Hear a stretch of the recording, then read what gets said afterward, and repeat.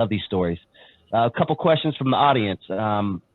Mark Long says, "Hey, Dusty and Lonzo, what do y'all think Eazy would be doing if he was still here?" What do you think, Lonzo? I don't know, man. That's a good question because things have changed so much since then. He'd probably be in the video games and like everybody else. Um, he still would be doing shows most I likely. feel like he'd be on the Snoop level, Yeah, just on everything. yeah. He was Doing shit with Martha Stewart and all that. I think that would be easy. Yeah, he was a likable dude. So he had a personality. So he wasn't all, Eazy was smile and shit. Eazy would smile and clown with you. Snoop would do that. That's what makes Snoop so likable. You know, um, you don't see Cube doing a lot of joking around. He's pretty serious. He may joke in personal, but in the media, he's not really a joker. In his movies, he always joking. But when it comes down to when you see him in the media, he's pretty. He deals with attacks serious issues. He has a serious persona. Snoop be clowning everybody. Give a fuck. Okay. Yeah. So and my man is Arism said he'd probably be an actor. I can see him doing that.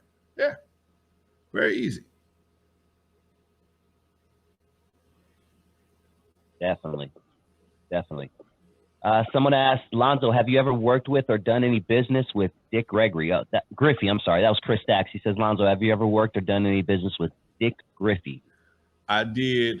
I had a couple of meetings with Dick Griffey right after we left Michel'le.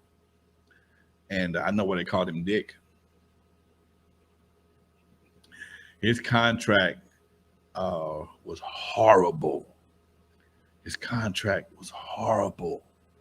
There was no way you could make any money. Damn, good looking out, OG Steve. Salute. What's up, baby? There was no way you could make any money with his contract. He was trying to talking that Black Power shit.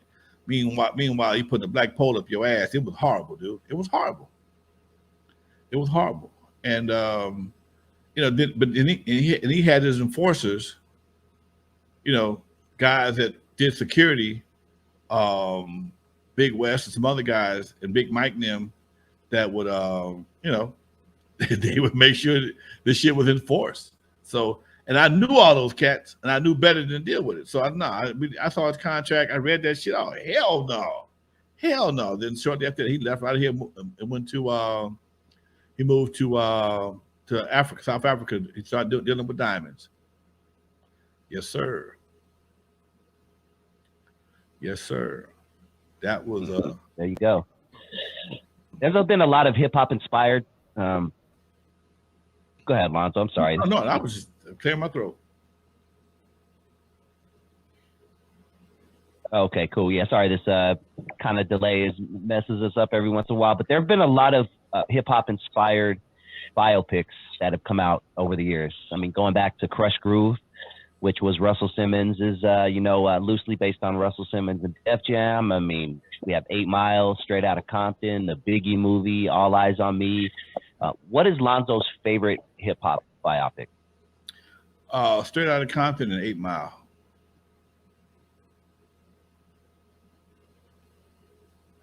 Those are my two. That's very funny that you picked those. Yeah. Why is that? The music was dope. The storylines were good. 8 Mile had a great storyline. Even though he won the contest, I'm going back to work, motherfucker. Fuck this. This shit don't pay today. Y'all want to sit here and floss like y'all done made it. I got a job. I got a homeboy over here. He already missing taking my spot for a minute. I got to go get my money. I'm going back to work. Okay.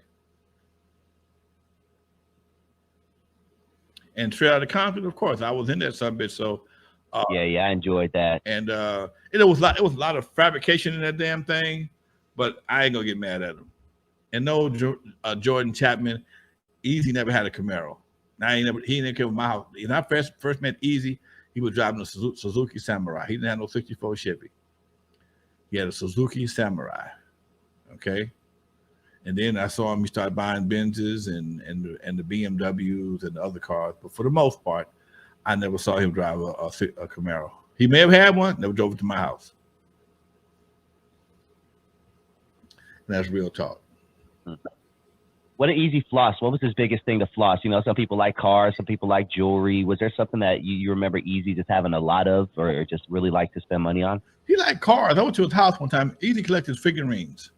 He collected monster figurines. He was a big monster figurine collector. Figurine, the tall ones that you get from the custom made ones. He had what's the guy with the pins in his face? He had Frankenstein. He had all kind of figurines. He collected them. Oh, okay, like Hellraiser. Hellraiser. Oh, okay. Yeah, he was into that kind of shit. And I went to his house with Jerry Heller. He wasn't there that day. Me and Jerry went to his house to do something, and I saw his house. House was the room was painted black. That room was painted black, but it was, you know, he had this little collection of his figurine, Pinhead. Yeah, Pinhead. Yep. That's the kind of shit he was. He did jewelry. You know, jewelry. Did you ever notice any? Go ahead. Did you ever notice any early signs of militism in like MC Ren? I know he wasn't around a lot, but even like Ice Cube, you know, we talked about him being really serious in front of the camera, things like that, and he's released some albums like in the 90s that were very militant and things like that. Did you see any early signs of that stuff between any of them? I mean, even Dre had a dope verse on Express Yourself where he's kicking some lyrics. Did you see that early on?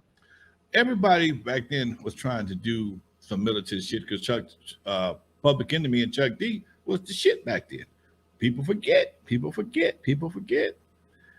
wrote that in the late 80s that the Public Enemy, KRS-One, Poor Righteous Teachers, them cats was running shit back then. They were the ones running shit. So everybody was trying to live up to their standards. It wasn't until later on till they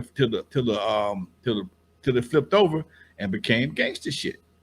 And most people forget about that. They keep thinking N.W.A. came out the box as gangsters. They had boys. It was Boys in the Hood was probably their most street record. Boys in the Hood. Always hard. You keep talking that trash, I'll pull your card. That ain't a gangster record. That's just a street record. Okay. Fat Girl on My Jock. Okay. Panic Zone, Something to Dance To, and Express Yourself are not gangster records. They evolved into that later on. And that's the part people keep forgetting. They wanted this. Oh, they came out. No. They evolved in that shit. They left me. They started doing, they had like a little middle ground. They left me with Wrecking Crew shit and started doing the Express Yourself and Something to Dance To and shit like that. And then later on, a couple albums later, they got on All Black. They didn't come out. They didn't leave me and go to Raider Gear. It was a difference. And that's the part people keep fucking forgetting. I don't know how you forget that shit, but I didn't. So I got to remind you.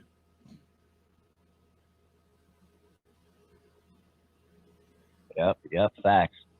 Well, shit, we're almost time to wrap up here. Before we go, I want to once again remind everybody to hit that like button and hit that subscribe button. I want to give a shout out to the chat. Derek Mallory, Chris Stacks, Eazy Steve, Ricky Voorhees, Samuel Lopez, Marlon Cozy, Jordan Chapman. Appreciate you all. Of course, OG Steve, really appreciate you, man, for all that you've contributed to the show. You know, thank you very, very much. And Lonzo's posting up those pictures again. Give them a breakdown again, Lonzo, so we can get some of those shirts sold and get the Eazy Street signs get going. Eazy Street going down November 22nd behind the LA Crystal Hotel, 12 o'clock noon. The T-shirts. I'm taking orders right now. So if you want to get it, if you want to get one, hit me on my email, reallonzo, NWA@gmail. Real Lonzo, that's 2 L's, NWA at gmail.com. And that's how we're going to do it, folks. So, yes, this is the Godfather of West Coast hip hop, still making it happen. Old as I am, God damn it. Anyway, before I go, folks, you know how we do it. Now, wrap it up. I got to end with some bars. Come in with some bars, and I end with some bars. For those who never heard of me, I'm the first one to put Dr. Dre in the surgery. Stuck Ice Cube in the freezer until they got cold. On the eve after dark, center stage of Super Bowl. In the movie Straight Outta Compton, they played me like a hater of rap. Don't believe that Hollywood bullshit because it was all cap. My history goes deeper than most of y'all will ever know. Just remember that N.W.A. stands for Not Without Alonzo. We out of here, y'all. Peace.